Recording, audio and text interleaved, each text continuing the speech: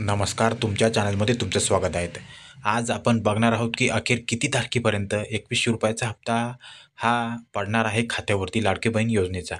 तर बघा, मुख्यमंत्री साहेबांनी काही दिवसापूर्वी सांगितलेलं आहे की लगेच काही दिवसामध्ये ₹2100 हप्ता हा खात्यावरती पडणार आहेत. आणि तुम्ही अनेक यूट्यूब चॅनलद्वारे बघितले असेल की आज पडणार आहेत, उद्या पडणार आहेत. पण मी तुम्हाला सांगतो मित्रांनो की जोपर्यंत मुख्यमंत्री पदाचा तिढा सुटत नाहीत, सर्व मंत्रिमंडळ पदाचा तिढा सुटत नाही, तोपर्यंत तरी पैसे येणार नाहीत. कारण की आता सर्व राजकीय मंडळी याच कामामध्ये व्यस्त आहेत की कोणती खाती कोणाला देण्यात यावी, मग नवीन मुख्यमंत्री कोण होणार आहेत, याच्यामध्ये सर्व राजकीय मंडळी व्यस्त आहेत.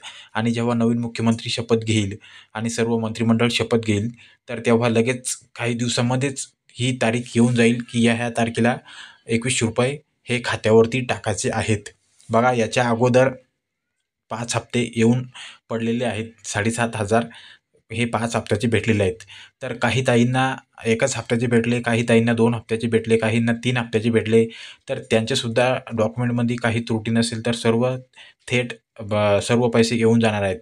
तरी जेवढ्या ताई आणि जेवढ्या लाडक्या बहिणी हा व्हिडिओ बघत असेल, तर तुम्हाला आतापर्यंत किती हप्ते भेटलेले आहेत ते तुम्ही कमेंट बॉक्समध्ये नोंदवा.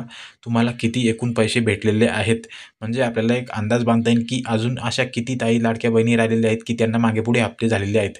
बघा, त्यांनी सर्क्युटरी नियम लावलेला होता. त्याच्यानुसार त्यांनी स्ट्रिक्ट ही तपासणी केलेली आहे फॉर्मची, की अशी कोणती लाडकी ताई, लाडकी बहीण आहेत का, किंवा अशी कोणती महिला आहेत का, की ती एकाच वेळेस अनेक योजनांचा लाभ घेत आहेत.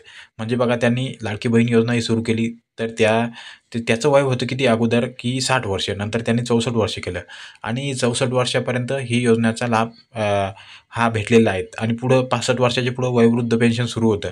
म्हणजे त्यांना असं चेक करायचं होतं की म्हणजे वयोवृद्ध पेन्शनसुद्धा घेत आहेत आणि लाडकी बहीण योजनेचा सुद्धा लाभ घेत आहेत, किंवा एकाच वेळेस अनेक योजनांचा लाभ घेत आहेत. तर असे हे सरकारी नियमानुसार बारीक सर्व चेक केलं गेलं आणि त्यानुसार काही ताईंचे फॉर्म हे पेंडिंगमध्ये पडलेले आहेत.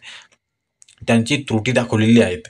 आणि ज्या ताईंच्या फॉर्ममध्ये काही त्रुटी नाहीत, पेंडिंगमध्येच आहेत नुसते, तर त्यांना राहिलेले सर्व थकबाकी म्हणजे जेवढे हप्ते राहिलेले आहेत तेवढे सर्व भेटून जाईल. आणि बघा, आता जोपर्यंत मुख्यमंत्री पदाचा तिढा सुटत नाही, म्हणजे नवीन मुख्यमंत्री जोपर्यंत होत नाही, तोपर्यंत तरी खात्यावरती पैसे येणार नाहीत, असा माझा अंदाज आहे.